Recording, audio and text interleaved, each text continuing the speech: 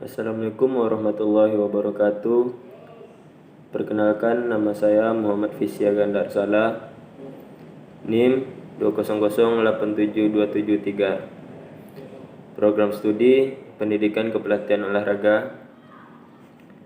Baiklah, di sini saya akan menjelaskan tentang surat. Yang pertama, kita pengertian surat. Surat adalah salah satu alat komunikasi yang digunakan untuk menyampaikan informasi dari perorangan ke perorangan, atau perorangan ke kelompok, atau sebaliknya, atau kelompok ke kelompok tertentu. Jenis surat yang pertama, surat resmi. Surat resmi dari kelompok ke kelompok tertentu sehingga menentukan bahasa yang baku, seperti surat dinas. Yang kedua, surat tidak resmi, surat dari perorangan ke perorangan sehingga menggunakan bahasa tidak baku, seperti surat pribadi. Yang ketiga, surat semi resmi atau setengah resmi, surat dari perorangan ke kelompok tertentu atau sebaliknya sehingga menggunakan bahasa yang baku, seperti surat lamaran kerja atau surat sakit dan lain sebagainya. Format surat resmi. Yang pertama, kepala surat. Yang kedua, tanggal surat. Yang ketiga, nomor surat. Yang keempat, lampiran. Yang kelima, hal. Yang keenam, alamat surat. Yang ketujuh, salam pembuka. Yang kedelapan, isi surat. 9, salam penutup.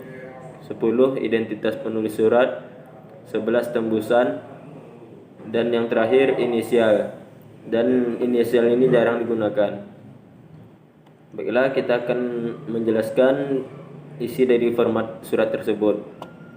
Yang pertama, kepala surat.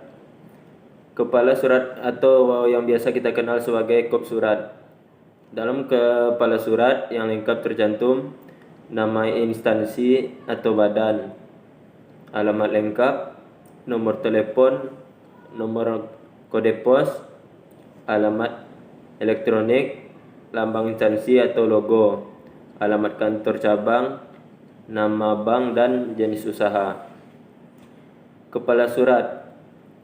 Cetaklah nama instansi atau badan yang bersangkutan dengan huruf kapital semua pada bagian atas kertas atau pada kop surat tersebut. Di tengah-tengah secara simetri kiri kanan, alamat kantor dituliskan dengan huruf-huruf awal kata kapital, kecuali kata tugas atau dengan huruf kapital semua, tetapi ukurannya lebih kecil daripada huruf-huruf untuk nama instansi. Unsur-unsur kalimat dipisahkan dengan tanda koma, bukan dengan tanda hubung. Yang kedua, tanggal surat. Tanggal surat dinas tidak perlu didahului nama kota karena nama kota itu sudah tercantum pada kop surat atau kepala surat. Selanjutnya, nama bulan jangan disingkat atau ditulis dengan angka. Tahun juga ditulis lengkap, tidak disingkat dengan tanda koma di atas. Pada akhir tanggal surat tidak dibubuhkan tanda baca apapun, baik titik maupun tanda hubung. Yang ketiga, nomor surat. Kata nomor harus lengkap, diikuti tanda titik 2 atau jika nomor itu disingkat dengan NO titik, penulisannya diikuti tanda titik.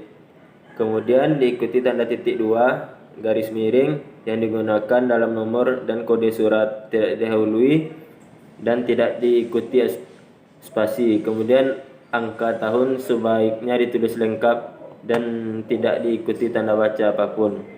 Yang keempat, lampiran. Kata lampiran atau LAMP, lam, diikuti tanda titik 2. Kemudian cantumkan jumlah lampiran dan nama barang yang dilampirkan, tidak ikuti tanda baca apapun.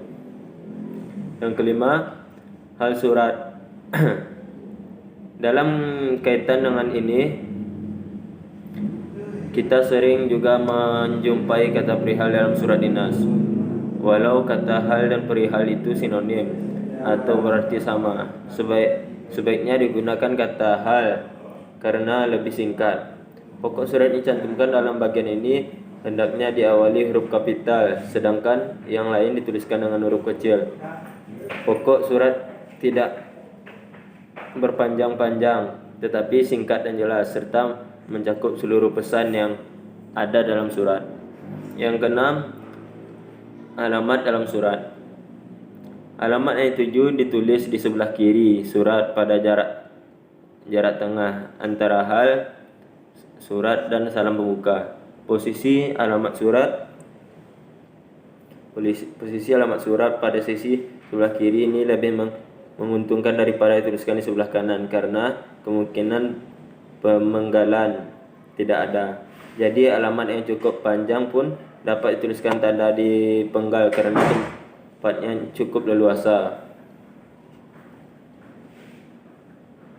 Selanjutnya, salam pembuka. Salam pembuka dicantumkan di sebelah kiri garis tepi dengan nomor, lampiran, hal dan alamat surat.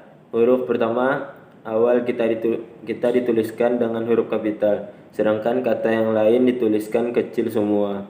Kemudian salam pembuka itu diikuti tanda koma. 8. Isi surat. Isi surat mencakup paragraf pembuka. Paragraf pembuka surat adalah pengantar isi surat untuk mengajak pembaca surat menyesuaikan perhatiannya kepada pokok surat yang sebenarnya. Kalimat pengantar yang lazim digunakan untuk mengawali paragraf pembuka pada surat dinas yang berisi pemberitahuan adalah sebagai pemberitahuan. Selanjutnya, paragraf isi. Setiap paragraf isi hanya berbicara tentang satu masalah. Jika ada masalah lain, masalah itu dituangkan dalam paragraf yang berbeda atau terakhir. Kalimat-kalimat dalam paragraf isi hendaknya pendek tetapi jelas. Rumusan ini, isi surat itu juga harus menarik, tidak membosankan tetapi tetap hormat dan sopan. Penulisan surat harus benar-benar mengakui dan menghormati hak penerima surat. Oleh karena itu, penulis hendaknya menghindari sikap menganggap remeh terhadap orang lain, apalagi menghina atau mempermainkannya. Yang ketiga, paragraf penutup. Paragraf penutup berfungsi sebagai kunci isi atau penegasan isi surat. Selanjutnya yang kesembilan, salam penutup. Salam penutup berfungsi untuk menunjukkan rasa hormat penulis surat setelah berkomunikasi dengan membaca surat. Salam penutup dicantumkan di antara paragraf penutup dan tanda tangan pengirim. Yang ke-10, tanda tangan, nama jelas dan jabatan. Surat dinas dianggap sah jika ditandatangani oleh pejabat yang berwenang, yaitu pemegang pimpinan suatu instansi, lembaga, atau organisasi. Nama jelas penandatangan dicantumkan di bawah tanda tangan dengan hanya huruf awal setiap kata ditulis kapital, tanpa diberi kurung dan tanpa diberi tanda baca apapun. Di bawah nama penandatangan dicantumkan nama jabatan sebagai identitas penandatangan tersebut. Yang ke-11, tembusan. Kata tembusan diletakkan di sebelah kiri pada bagian kaki surat, lurus dengan kata nomor, lampiran, dan hal, dan sejajar dengan penandatangan surat. Kata tembusan diikuti tanda titik 2 tanpa digarisbawahi. Jika pihak yang ditembusi surat itu lebih dari satu, nama-nama instansi diberi nomor unit. Akan tetapi jika pihak yang ditembusi hanya satu, nama instansi itu tidak diberi nomor. Kemudian dalam tembusan tidak perlu digunakan kata YTH titik kepada YTH sebagai laporan atau sebagai undangan. Selanjutnya, percantuman kata arsip pada nomor terakhir tidak dibenarkan. Hal itu tidak ada manfaatnya karena sudah pasti setiap surat dinas itu memiliki arsip yang harus disimpan. Yang terakhir, inisial. Inisial disebut juga sandi, yaitu kode pengenal yang berupa singkatan nama pengonsep dan singkatan nama pengetik surat. Inisial atau sandi berguna untuk mengetahui siapa pengonsep dan pengetik surat, sehingga jika terjadi kesalahan dalam surat tersebut, pengonsep dan pengetik surat dapat dihubungi dengan mudah. Contohnya, nama saya sendiri disingkat dengan MFGA. Baiklah, mungkin sekian ujian akhir semester Bahasa Indonesia saya pada kali ini. Lebih dan kurang saya mohon maaf. Wabillahi taufik wal hidayah. Assalamualaikum warahmatullahi wabarakatuh.